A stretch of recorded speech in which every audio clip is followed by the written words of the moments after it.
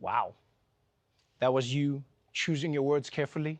This isn't a place, with all due respect, like Iraq or Afghanistan. This is a relatively civilized, relatively European, I have to choose those words carefully too, city where you wouldn't expect that or hope that it's going to happen. That was the careful version? So what were you going to say if you weren't choosing your words carefully? I just hope the next time this happens, it happens back in the Middle East where it belongs. A lot of people on TV didn't expect a war like this to happen in, let's say, certain neighborhoods. This is not a developing third world nation. This is Europe. These are prosperous middle-class people. These are not people trying to get away from areas in North Africa.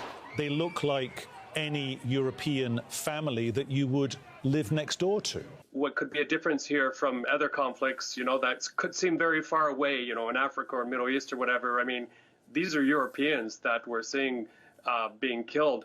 Here's the thing, people. Here's the thing. Beyond the racism, right? Like, let's forget the racism. Oh, how I wish we could forget about the racism.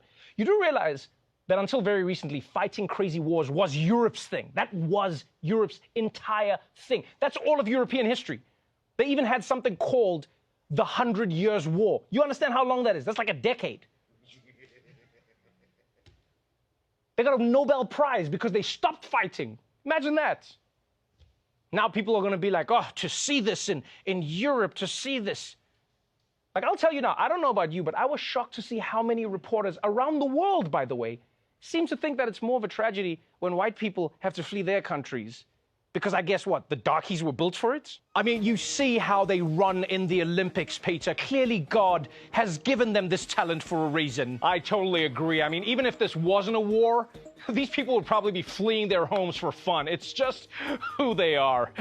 Back to you guys in the studio.